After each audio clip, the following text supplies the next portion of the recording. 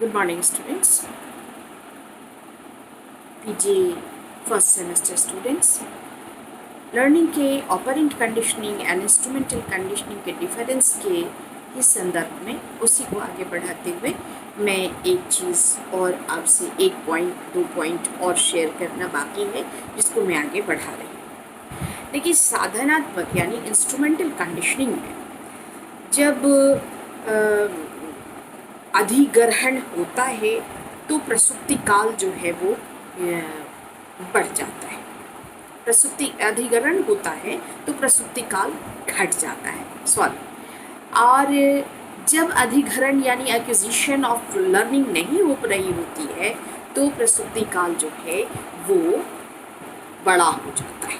इसी से एक्वायर हो रहा है, सीखा जा रहा है, लर्निंग प्रोसेस चल रहा है या नहीं चल रहा है, इसका पता चलता है।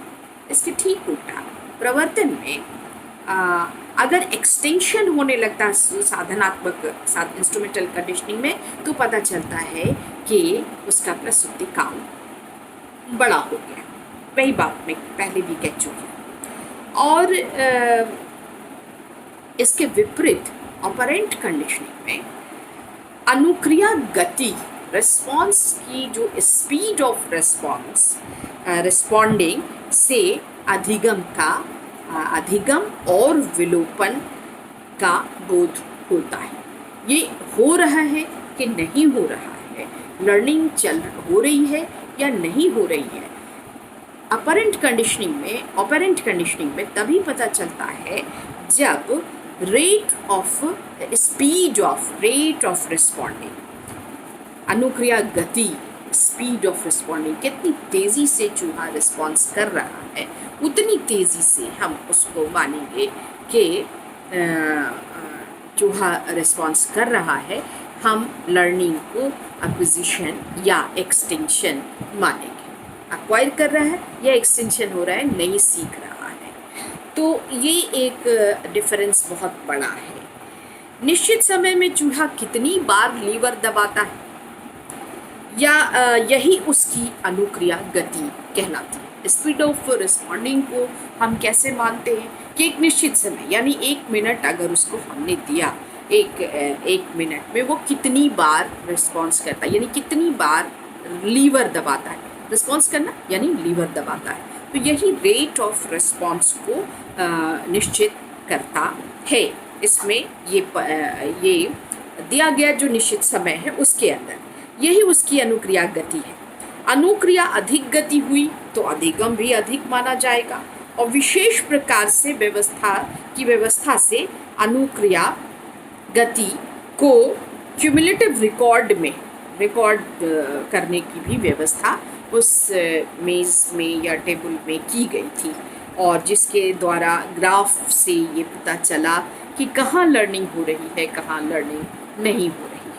मैं उस चिन्ह को यानी उस ग्राफ को भी मैं आप लोगों से शेयर करना चाहूँगी।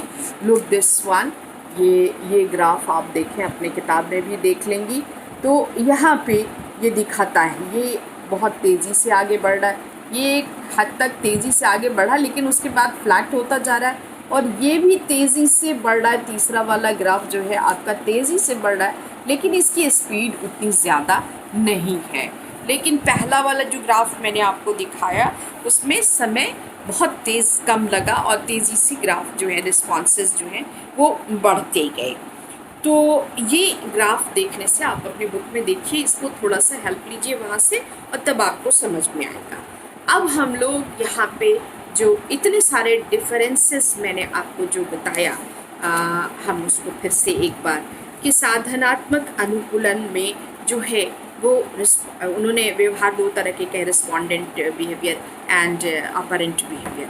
ठीक है, अब उन्होंने साधनात्मक यानी instrumental conditioning and operant conditioning के बीच में भेद किया स्किनर ने, और मॉरर को अपने एक्सपेरिमेंट में वो सारी चीज़ें मिली भी कि जब दो चीज़ें या तो हम भूलेंगे या हम एक्वायर करेंगे या लर्न करेंगे या नहीं करेंगे, तो एक्विजिशन एंड एक्सटेंशन, इन दोनों की बात, जब एक्सटेंशन की बात जो उन्होंने की तो इनका मानना था कि चूहा जितना कम प्रसूति काल, जितनी तेज़ी से लर्निंग होगी प्रसूति काल उतना ही छोटा होगा, और जितना अब एक्सटेंशन होगा यानी लर्निंग नहीं होगी तो प्रसूति काल बड़ा होगा।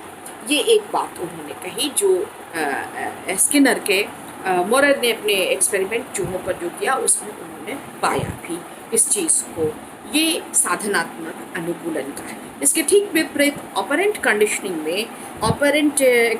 में ये चीज़, और हर यतन, एक चीज़ और, इंस्ट्रूमेंटल कंडीशनिंग में हर यतन बिल्कुल पृथक होता है। एक बार चूहे को बॉक्स में डाला गया, उसने लीवर तक पहुंच के लीवर को दबाया, उसने खाना लिया, उसने खा लिया, और खा के फिर चूहे को एक ट्रायल ख़त्म, फिर दूसरा ट्रायल, फिर दूसरा, और सब में रिएक्शन उसका जो टाइम है, रिस्पॉन्डिंग टाइम है, रेट ऑफ टाइम जो है उसका हम एक व्यवस्था करके उसको रिकॉर्ड करते जाते हैं। और उसी तरह स्किनर के बॉक्स में व्यवस्था थी कि लीवर दबा। ऑपरेंट कंडीशनिंग में बिल्कुल विपरीत बात कि अगर लीवर दबाने से भोजन पाने के बाद चुने फ्री रिस्पॉन्स, वहाँ पे जो चूहा होता है वो फ्री रिस्पॉन्स कंडीशनिंग भी इसको ऑपरेंट कंडीशनिंग को कहा जाता है, क्योंकि वहाँ पे उद्दीपन को सेलेक्ट करना जो है वो चूहे के हाथ में खुद होता है, उसको डायरेक्शन नहीं दिया जाता है, और वो अपने से लीवर को खोजता है, वहाँ जहाँ रहता है वहाँ लीवर है, मगर उसको सर्च करना पड़ता है और आइडेंटिफाई करके तब उसको प्रेस करता है और तब उसमें से फूड पिल्स मिलते हैं। वहाँ पे क्या है कि जितनी बार रिस्पॉन्स करेगा, स्पीड ऑफ रिस्पॉन्स या रेट ऑफ रिस्पॉन्स जो है वो आपको एक्विजिशन यानी लर्निंग का सूचक होता है, और अगर रेट ऑफ रिस्पॉन्स जो है वो बहुत नीचे है तो इट मीन्स कि वो चूहा सीख नहीं रहा है। तो ये सारी चीज़ें इसमें, और इन सभी बॉक्स में एक रिकॉर्डेड टाइप की चीज़ भी थी कि जब भी रिस्पॉन्स होता था तो वहाँ पे ग्राफिक रिकॉर्डिंग होती थी, जो ग्राफ मैंने अभी आपको दिखाया। तो ये इतनी बात है कि difference in between instrumental conditioning and operant conditioning. लाइए अब हम लोग आगे बढ़ते हैं। प्रवर्तन ऑपरेंट कंडीशनिंग की 3 अवस्थाएं मानी गई हैं, 3 स्टेजेस माने गए हैं ऑपरेंट कंडीशनिंग के। तो मैंने आपसे कहा कि ऑपरेंट